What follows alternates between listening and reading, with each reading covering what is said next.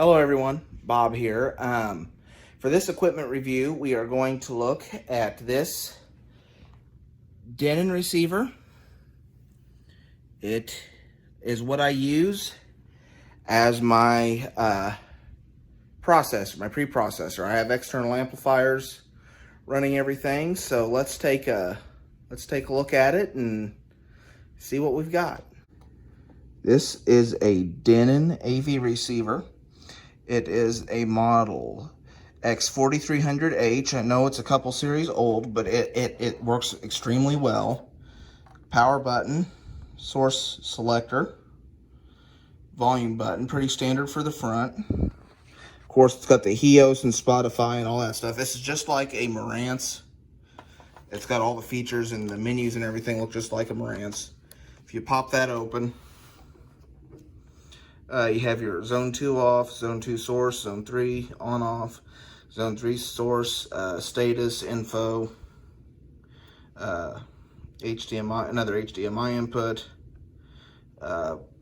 USB charger, headphone jack, which I never understood why anybody would want to use one on one of these things. Then it has some other buttons and another auxiliary input, options, setup, dimmer, then some quick cable, satellite, Blu-ray, media player, online, etc. The back of this thing, again, it looks like most AV receivers. It's got a gazillion plugins in it. Down here you have the speaker terminals, front right, front left, center, surround, right left, surround back, height 1, height 2.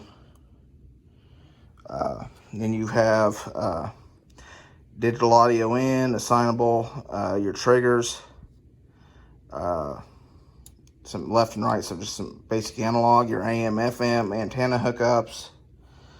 There's your remote control. There's your zone. Here is your pre-outs. Now this is what I use to go to my external amplifiers. I use these pre-outs, and it works extremely well. And like I said, I would recommend anyone that's extremely serious in home audio systems consider, at the very least, if you're shopping for a AV receiver, consider getting one of pre-outs. Even if you're using the built-in amplifiers for now, you can always get external amplification later. It can be like a building block to a future system that is just knocks everybody's socks off. There's some more video in assignable, some component video in. It's pretty standard stuff. It's got 7 HDMI ins. Then you have the monitor 1 ARC, monitor 2, HDMI out. This is 4K pass through, so I don't have to run a line directly from my 4K player to the TV, fortunately. While that particular receiver isn't the newest and it isn't the best, I bought it in fall of 2017. And I've been really, really happy with it, especially after I started using it as a pre-processor instead of a amplifier. And while I know it doesn't have a lot of the newer features like IMAX and stuff like that, it works pretty well, especially in the particular setup I'm using it in. I would recommend it to it or a newer version of it, which it would be like the 44 or the 4500.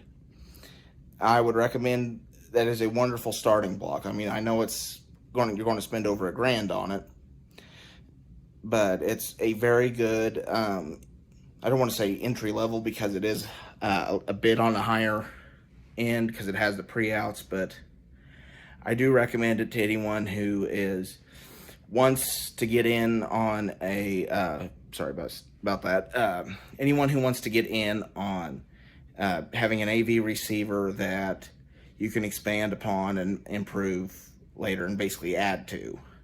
This is an easy one to do it with, and stay tuned in the future for a review of the external amplifiers I use.